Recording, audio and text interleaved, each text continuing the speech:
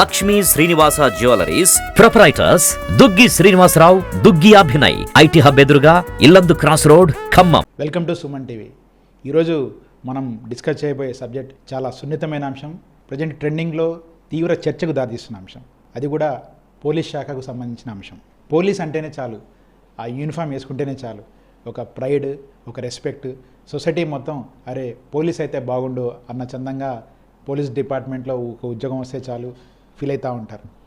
అట్లాంటి పోలీస్ శాఖలో ఇటీవల కాలంలో చోటు చేసుకుంటున్న ఘటనలు మాత్రం ఇటు పోలీస్ శాఖలోనే కాదు సామాన్యులు కూడా చర్చకు దారితీస్తూ ఉన్నాయి. పోలీస్ శాఖలో ఎంతో కష్టపడి ఉద్యోగం తెచ్చుకుంటున్న ఉద్యోగులు, అధికారులు మానసిక ఒత్తిడి తట్టుకోలేక ఆత్మహత్యను పరిష్కారంగా ఎంచుకోవడం మాత్రం ఇప్పుడు అందరినీ ఆందోళనకు గురి చేస్తూ ఉంది. తాజాగా భద్రాద్రి కొత్తగూడెం జిల్లా అశ్వరావుపేట ఎస్ఐ శ్రీరాముల శ్రీనివాస్ సూసైడ్ ఉదంతం ఇప్పుడు రాష్ట్ర వ్యాప్తంగా తీవ్ర చర్చకు దారితీస్తున్న పరిస్థితి కనిపిస్తూ ఉంది. విధి నిర్వహణలో ఒత్తిడి తాళలేక తాను చనిపోతున్నానంటూ శ్రీరాముల శ్రీనివాస్ విడుదల చేసిన సూసైడ్ నోట్ ఇటు పోలీస్ శాఖలో కలకలం సృష్టిస్తుండగా సామాన్యుల్లో మాత్రం తీవ్ర చర్చకు దారితీస్తూ ఉంది. ఎన్నో వ్యయ ప్రయాసాలకు వచ్చి పోలీస్ శాఖలో ఉద్యోగాన్ని సాధిస్తున్న యువకులు ఎంచుకున్న మార్గంలో ఎదురవుతున్న ఒడిదొడుకులు తట్టుకోలేక తీవ్ర మానసిక సంఘర్షణ లోనై తను నమ్ముకున్న కుటుంబాన్ని, భార్య పిల్లలను ఒంటరివారి చేసి ఆత్మహత్యను ఆయుధంగా ఎంచుకోవడం మాత్రం వారి కుటుంబాల్లో విషాదాన్ని నింపుతూ ఉంది. ఇటువంటి ఘటనలు 1-2 కాదు, తరచుగా ఇటీవల కాలంలో పోలీస్ శాఖలో చోటు చేసుకుంటున్న పరిస్థితి ఉంది. ఈ అంశంపై మనతో మాట్లాడేందుకు రిటైర్డ్ పోలీస్ అధికారి, ఉమ్మడి ఖమ్మం, వరంగల్ జిల్లాల్లో సుదీర్ఘకాలం అధికారిగా పనిచేసిన అశోక్ కుమార్ గారు ఉన్నారు. ఆయనతో మాట్లాడి ఈ అంశంపై మరింత విశ్లేషణాత్మక విషయాలు తెలుసుకునే ప్రయత్నం చేద్దాం. సార్ నమస్తే సార్. ముందుగా సుమన్ టీవీ నుంచి మీకు అభినందన సార్, ఈ అంశం మీద మీరు మాట్లాడేందుకు ముందు రావడానికి.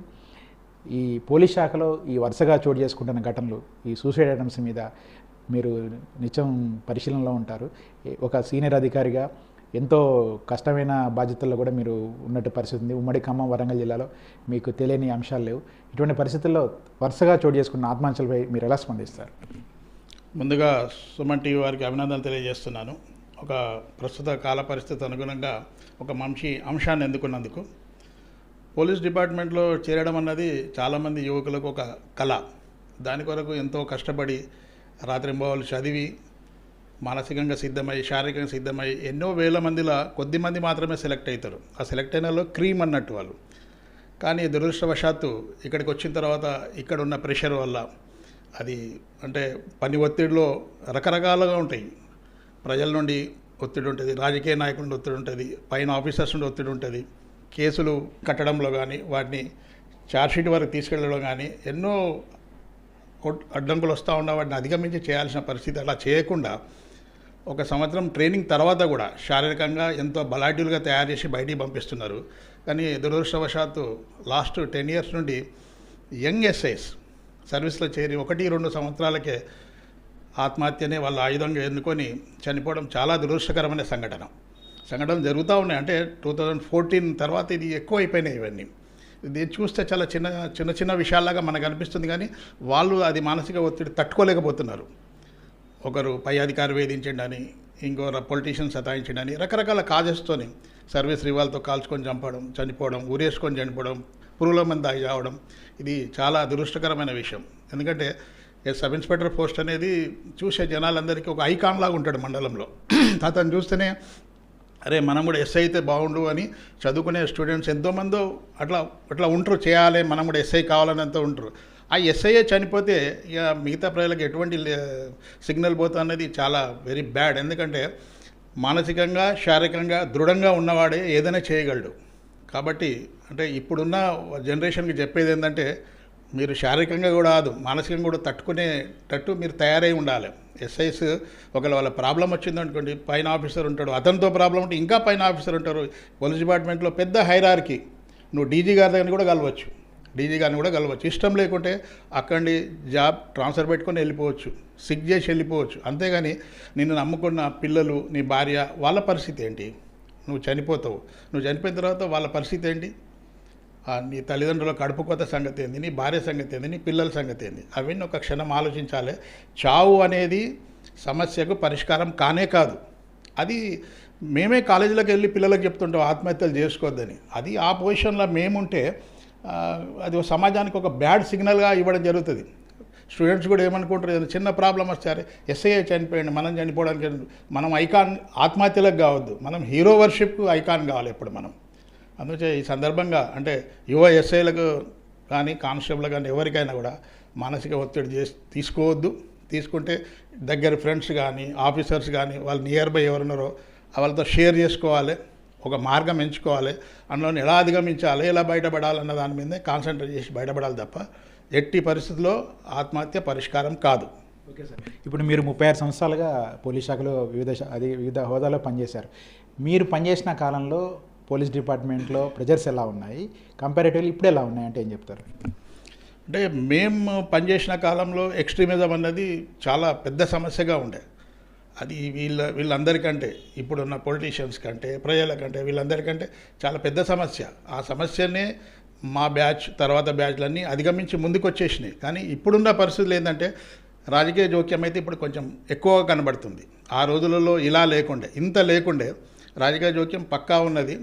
కొంచెం అధికారులు ఫ్రీ హ్యాండ్ పనిచేయడానికి కొంచెం ఇబ్బంది ఎదుర్కొంటున్నారు. అంటే నాతో వాళ్ళు షేర్ చేసుకున్న విషయాలు ఈ మధ్యకాలంలో గమనించింది ఏంటంటే వాళ్ళు ఫ్రీగా ఉద్యోగం చేసుకోవడానికి కొంచెం ఇబ్బంది పడుతున్నారు. అయినా కూడా చేయొచ్చు, మనం పర్ఫెక్ట్గా ఉండి కొంచెం హానెస్ట్గా ఉంటే ఎవరినైనా ఎదిరించవచ్చు, ఏమైనా చేయొచ్చు. అఫ్కోర్స్ పోస్టింగ్ రాకపోవచ్చు, నీకు ఎక్కడ దొరికిన పోస్టింగ్లో ఆ పోస్టింగ్లో బ్రహ్మాండంగా మనం పనిచేయచ్చు. మన నిజాయితే మనల్ని నడిపిస్తుంది.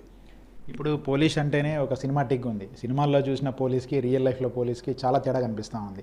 సినిమాలో పోలీస్ అంటే చాలా స్వేచ్ఛ ఉంటుంది, ఆయన అనుకున్నది చేయొచ్చు, ఎవరినంటే వాళ్ళని అరెస్ట్ చేయొచ్చు, లాకప్లో వేయచ్చు, ఎవరినైనా అధికారులను కానీ లేదా రాజకీయ నాయకులను ఎదిరించే పరిస్థితి. ఇక రియలిస్టిక్ పోలీస్ అనగానే చాలా పొలిటికల్ బేస్ ఉన్నాయి. ఇప్పుడు పోస్టింగ్ కావాలంటేనే లోకల్ ఎమ్మెల్యే కానీ ఎవరైనా లోకల్ ప్రజాప్రతినిధి కానీ కన్సర్న్ లెటర్ కావాల్సిన పరిస్థితి. ఇటువంటి పరిస్థితుల్లో పోలీస్ శాఖలో స్వేచ్ఛగా పనిచేసే పరిస్థితి ఉంటారా ప్రజెస్ లేకుండా? చెయ్యొచ్చు.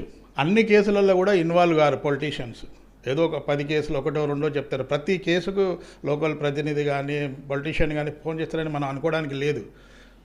కొంచెం మనం స్ట్రేట్ ఫార్వర్డ్గా ఉంటే వాళ్ళు చెప్పడానికి కూడా కొంచెం జంకుతారు. అతను చేయగలిగినవి చేస్తాడని చెప్తాడు. కానీ ఆ పొలిటీషియన్ చెప్తుండనే ఆ ముసుగులో మనం దందాలు పెట్టేసి కరప్షన్కు తెరదీపితే ఇక వాడు మనతో అన్ని చాకరీలు చేపించేస్తాడు పని. అయితే మేము పనిచేసినప్పుడు ఇంత పొలిటికల్ ఇన్వాల్వ్మెంట్ లేకుండే. ఇప్పుడైతే వితౌట్ పొలిటీషియన్ లెటర్ పోస్టింగ్ అన్నదే రావట్లేదు. ఇక ఆ పొలిటీషియన్ మాట కాకుండా అతను ఎలా పనిచేస్తాడు, దీనిలో ఇంకో కాంపిటీషన్, వీడు పని చేయకుండా ఇంకోటి రెడీ అవుతాడు ఆ పోస్టింగ్ కొరకు. నేను చేస్తా సార్, మీరు ఏం చేయమన్నా చేస్తాను, పొద్దున్నే మీరు నిద్రలేసే వరకు మీకు గుడ్ మార్నింగ్ చెప్పమన్నా చెప్తాను, ఇంటి ముందర ఎదురుచే పోలీస్ ఆఫీసర్ బోల్డ్ మంది ఉన్నారు. ఇక పొలిటికల్ గురించి పోలీసింగ్ గురించి మాట్లాడితే ఇంత సర్వీస్ చేసిన తర్వాత మాట్లాడడం కొంచెం నాకు బాధగా ఉన్నది. కానీ ఈ సిస్టమ్ మారాలంటే ఇప్పుడు మారేది. ఈ సిస్టమ్ చాలా సంవత్సరాల నుండి స్టార్ట్ అయింది. అది అందులో కూడా చేయొచ్చు. అందులో కూడా ఇప్పుడు నిజాయితీ గల అధికారులు బోల్డ్ మంది ఉన్నారు, చేస్తున్నారు. వాళ్ళ పొలిటికల్ పోస్టింగ్ తీసుకున్నా కూడా వాళ్ళు చేసేటోళ్ళు చాలామంది ఉన్నారు. అలా చేయాలి.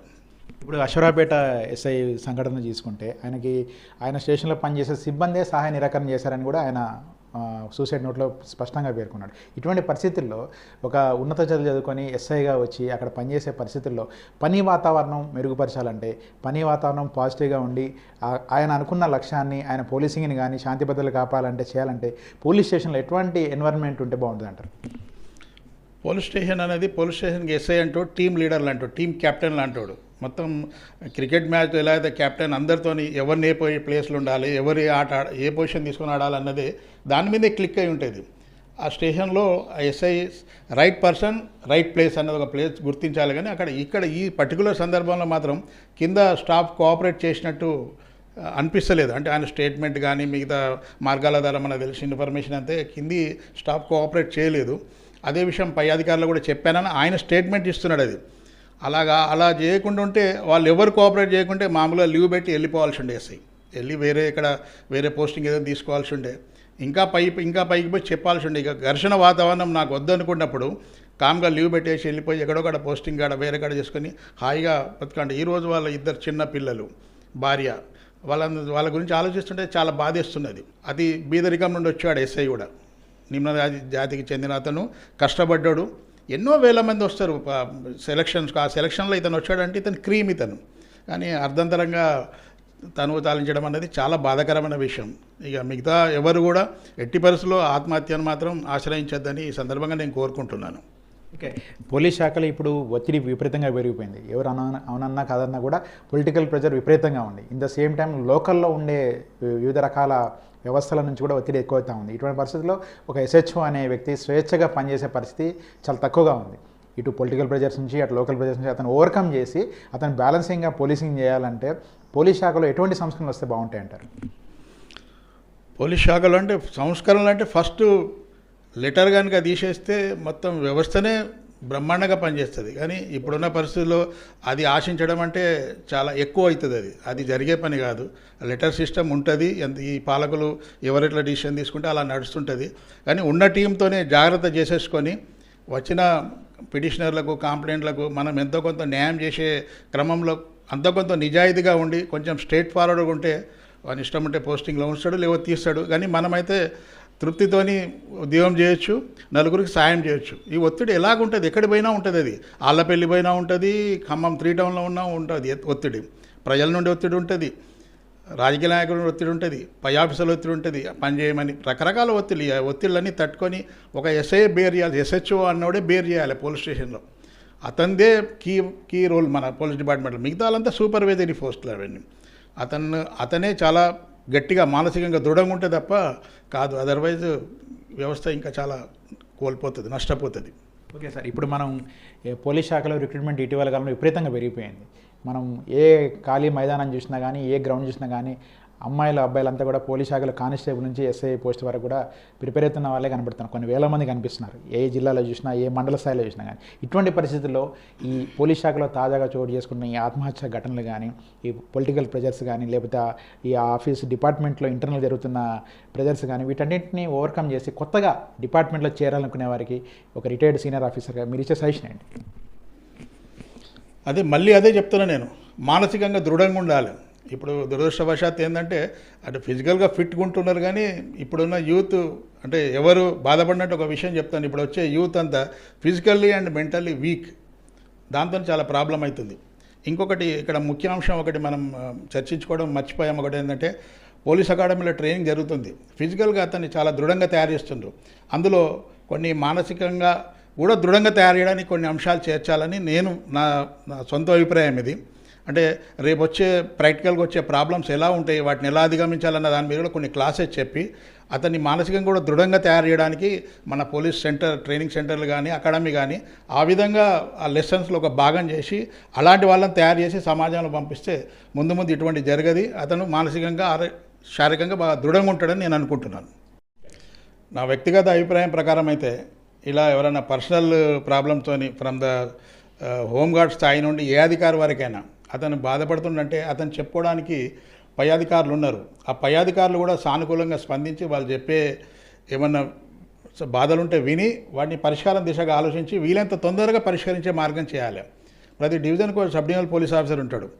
అతను చాలా మైక్రో లెవెల్లో మానిటరింగ్ చేసుకుంటూ ఏ స్టేషన్లో ఏం జరుగుతున్నది, ప్రతి స్టేషన్లో ఎటువంటివి ఉన్నాయి అనేది అతను చూసుకొని ఎప్పుడప్పుడు సార్ట్అవుట్ చేసుకుంటే ఇక్కడి దాకా పోదు. గతంలో ఉన్న జిల్లా అధికారులు కూడా అట్లీస్ట్ వన్స్ ఒక మంత్లీ ఒక రోజు ఓన్లీ కింద హోంగార్డ్, కానిస్టేబుల్, SI, CI, DSPల వరకు ఎవరి పర్సనల్ ప్రాబ్లం ఉన్నా వాళ్ళకు డిపార్ట్మెంటల్ పరంగా ప్రాబ్లమ్స్ ఉన్నా కూడా ఒకరోజు వినడానికి ఒక రోజు పెట్టుకునేది. నా పర్సనల్ అభిప్రాయం ప్రకారం ఏంటంటే ఇప్పుడున్న జిల్లా అధికారులు, SPలు కానీ, కమిషనర్ ఆఫ్ పోలీసులు కానీ వాళ్ళు ఒకరోజు తమ సిబ్బంది కొరకు కేటాయించి వాళ్ళ సాధక బాధకాలు విని అందులో తీర్చగలిగేటి తీర్చి, లేకుంటే పై అధికారులు చెప్పాల్సి ఉంటే చెప్పేస్తే ఎంతో కొంత ఈ ప్రాబ్లమ్స్ సాల్వ్ అవుతాయి. అది ఇప్పుడు ఇది ఒకటే కాకుండా నాట్ ఓన్లీ సూసైడ్. ఇవాళనే చూసిన ఒక దమ్మపేట SI గారు చనిపోయారు గుండెపోటుతోనని. అంటే లాస్ట్ 2 ఇయర్స్లో మనం చాలామందిని చూసినాం గుండెపోటుతో చనిపోయిన. అంటే అదొక ప్రెషర్, ఒక విధమైన ప్రెషర్. ఇంట్లో పిల్లల సెటిల్మెంట్ ఒకటి, తర్వాత ఇక్కడికి వస్తే మళ్ళీ డిపార్ట్మెంట్ పరంగా ఉద్యోగం ఒకటి, ఆరోగ్యం సరిగా చూసుకోక, చెకప్లు సరిగ్గా చేసుకోకుండా ఇలా చేసుకొని చాలామంది చనిపోయారు. అది కూడా మన బాధాకరమే. సూసైడ్ చేసుకోవడం ఒక బాధాకరము. తర్వాత ఈ రెండోది ఆరోగ్యం బాగాలేక చనిపోవడం కూడా మన కుటుంబాల సభ్యులు, మన తోటి ఉద్యోగి చనిపోవడం కూడా చాలా బాధాకరమైన విషయం. దీని మీద కొంచెం దృష్టి సారిస్తే ఇంకా కొంచెం సరైన ఫలితాలు వస్తాయని నేను అనుకుంటున్నాను. Thank you so much. మీ విలువైన సమయం ఇచ్చి పోలీస్ శాఖలో నెలకొన్న పరిస్థితులపై మీ అభిప్రాయం తెలిపినందుకు చాలా ధన్యవాదాలు సార్ మీకు. మొత్తం మీద మనం ఈరోజు ఈ పోలీస్ శాఖలో జరుగుతున్న పరిస్థితులపై రిటైర్డ్ అధికారి అశోక్ కుమార్ గారితో మాట్లాడిన సందర్భంలో చాలా విషయాలు వెలుగులోకి వచ్చాయి. పోలీస్ శాఖ గతంతో పోలిస్తే చాలా కత్తి మీద సాము లాంటి ఉద్యోగం. మనం సినిమాలో చూసినట్లుగా ఉండదు, పేపర్లో చదివినట్లుగా ఉండదు. ఎందుకంటే పోలీస్ శాఖలో ఉద్యోగం సాధించేందుకే ఏళ్ల తరబడి కష్టపడాల్సిన పరిస్థితి ఉంటుంది. ఒకవైపు శారీరకంగా దృఢంగా ఉండాలి, మరొకవైపు రిటర్న్ టెస్ట్లో పాస్ కావాలంటే మానసికంగా కూడా దృఢంగా ఉండాలి. ఇటువంటి పరిస్థితుల్లో చాలామంది యంగ్స్టర్స్ ఇంజనీరింగ్ చేసిన వాళ్ళు, పీజీ చేసిన వాళ్ళు, ఐఐటి ప్రిపేర్ అయ్యే వాళ్ళు కూడా ఎస్ఐ పోస్టులకు, కానిస్టేబుల్ పోస్టులకు ఎంపిక అవ్వడం మనం చూస్తున్నాం. ఇటువంటి పరిస్థితుల్లో వీళ్ళకి ఉద్యోగం సాధించిన తర్వాత ఎన్నో ఊహలతోటి ఒక యూనిఫామ్ సర్వీస్లోకి వచ్చిన తర్వాత అక్కడ పరిస్థితులు మాత్రం కాస్తంత భిన్నంగా కనిపిస్తూ ఉన్నాయి. ఒకవైపు పొలిటికల్ ప్రెజర్స్, మరొక పోలీస్ స్టేషన్ ప్రెజర్స్, ఇంకోవైపు రకరకాల వర్గాల నుంచి ఉన్న ఒత్తిడి, వీటన్నిటిని కూడా ఓవర్కమ్ చేసి వీళ్ళు విధి నిర్వహణ చేయాల్సి ఉంటుంది పరిస్థితి ఉంటుంది. ఇటువంటి పరిస్థితుల్లో వీరు విధి నిర్వహణ సరిగా చేయకపోతే పై అధికారి నుంచి ఉండే ఒత్తిడి, వీటన్నింటినీ కూడా ఓవర్కమ్ చేయాలంటే మనకి ప్రస్తుతం ఉన్న సమాజంలో శారీరకంగా కంటే మానసికంగా బలంగా ఉండడం కీలకమని కూడా రిటైర్డ్ అధికారులు చెప్తున్న పరిస్థితి ఉంది. ఎందుకంటే శారీరకంగా బలంగా ఉంటే సరిపోదు, మానసిక దృఢత్వం లేకపోతే ఇటువంటి ఆత్మహత్యలు చోటు చేసుకుంటున్నాయి. మరొకవైపు పోలీస్ శాఖలో ప్రెజర్స్ కారణంగా, మరొకవైపు అన్లిమిటెడ్ అబ్నార్మల్ టైమింగ్స్ కారణంగా కూడా అనేక మంది పోలీసు సిబ్బంది అధికారులు కూడా అనారోగ్య బారిన పడుతున్నారు, మృత్యువాత కూడా పడుతున్న పరిస్థితి ఉంది. పోలీస్ శాఖలో గత 10 ఏళ్ల కాలం చూస్తుంటే సూసైడ్ జరుగుతుంది ఒకవైపు, మరొకవైపు అనారోగ్య కారణాలతోటి, హార్ట్ అటాక్స్ తోటి, పెరాలసిస్ కానీ ఇతర సమస్యలతోటి కూడా మంచాన్ని పాలైన వారు, అదేవిధంగా చనిపోయిన వారిని కూడా మనం చూస్తున్నాం. ఈ పరిస్థితుల్లో రాష్ట్ర ప్రభుత్వం దీన్ని ఒక సీరియస్ ఇష్యూగా తీసుకొని పోలీస్ శాఖలో ప్రక్షాళన అంటూ చేస్తే ముందుగా పోలీసులను మానసికంగా, శారీరకంగా దృఢత్వం చేసే అంశాలపై దృష్టి పెట్టాల్సిన అవసరం ఉంది. దీనికి ఒక బెస్ట్ ఎగ్జాంపుల్ చెప్పొచ్చు మనం ఆర్మీ విషయంలో. Indian army the biggest army, the toughest army in the world అని చెప్తూ ఉంటారు. అటువంటి ఆర్మీ వాళ్ళు సియాచిన్ సరిహద్దుల్లో హిమాలయ పర్వతాల అంచున ప్రతికూల పరిస్థితుల్లో కూడా అక్కడ విధులు నిర్వహిస్తూ ఉంటారు. అంటే వారు శారీరకంగా ఫిట్గా ఉండడమే సరిపోదు, మానసికంగా కూడా దృఢంగా ఉండాలి. అక్కడ ఆక్సిజన్ లెవెల్స్ తక్కువ ఉంటాయి, చాలా నిర్మానుష్యమైన ప్రాంతం, ఒంటరి జీవితం అనుభవిస్తూ ఉండాలి, నెలల తరబడి అక్కడ ఉండాల్సిన పరిస్థితి ఉంటుంది. అటువంటి పరిస్థితిని కూడా వాళ్ళంతా ఓవర్కమ్ చేసి ఇండియన్ ఆర్మీ ప్రపంచంలోనే అత్యంత స్ట్రాంగ్ ఆర్మీ ఫోర్స్గా మనకు అనిపిస్తూ ఉంది. అదే నేపథ్యంలో మన పోలీస్ శాఖలో కూడా ది బెస్ట్ పోలీస్ ఆఫీసర్లని, ది బెస్ట్ పోలీస్ డిపార్ట్మెంట్గా మనం తయారు చేయాలంటే ఒక వినూత్న విధానాన్ని అవలంబించాల్సిన అవసరం ఉంది. చిన్న చిన్న అంశాలకే అధికారుల ఒత్తిడో లేకపోతే మానసిక కారణాల్లో, కుటుంబ కారణాలతోటో ఈ పోలీస్ అధికారులు సూసైడ్ చేసుకోవడం మాత్రం సమాజానికి మంచి పరిణామం కాదు. ఎందుకంటే పోలీసు యూనిఫామ్ అనేది చాలా క్రేజీ పోస్టు. పోలీస్ శాఖలో ఒక పోలీస్ కానిస్టేబుల్ కానీ, ఒక పోలీస్ అధికారి కానీ ఏం చేస్తున్నాడు అనేది కొన్ని వేల కళ్ళు, కొన్ని లక్షల కళ్ళు అబ్జర్వ్ చేస్తూ ఉంటాయి. ఆయన రోల్ మోడల్గా తీసుకొని ముందుకు సాగుతున్న పరిస్థితి ఉంటుంది. ఇటువంటి పరిస్థితుల్లో అధికారులు కానీ, సిబ్బంది కానీ చిన్న చిన్న కారణాలకు కానీ, ఒత్తిడి తట్టుకోలేక కానీ, ఇతర పరిస్థితుల్లో కానీ ఆత్మహత్య చేసుకోవడం మాత్రం చాలా బాధాకరం, దురదృష్టకరం. ఇది సమాజానికి మంచిది కాదు, వారిని నమ్ముకున్న కుటుంబానికి కూడా మంచిది కాదు. ఈ సమస్యను ఓవర్కమ్ చేసేందుకు రాష్ట్ర ప్రభుత్వం ప్రత్యేక చొరవ చూపెట్టి రానున్న రోజుల్లో పోలీస్ శాఖని వివిధ మార్గాల్లో నిధులు సమకూర్చడం ద్వారా బలోపేతం చేయడమే కాకుండా పోలీస్ శాఖలో పనిచేస్తున్న అధికారులు, సిబ్బందిని మానసికంగా, శారీరకంగా దృఢత్వం చేసేందుకు రకరకాల సమస్యలు ఎదుర్కొన్న సందర్భంలో వాటిని ఓవర్కమ్ చేసి మరింత దృఢంగా ముందు సాగేందుకు సూచిస్తే తప్ప సమాజంలో పోలీస్ శాఖకు మరింత వన తెచ్చే పరిస్థితి కనిపించడం లేదు. మరి రాష్ట్ర ప్రభుత్వం ఈ దిశగా ఆలోచిస్తుందని, పోలీస్ శాఖలో నెలకొన్న సమస్యల పరిష్కారానికి నూతన సంస్కృతితో ముందుకెళ్తుందని సుమన్ టీవీ ఆశిస్తూ ఉంది. కెమెరామెన్ వెంకట్తో నాగేందర్ ఫర్ సుమన్ టీవీ.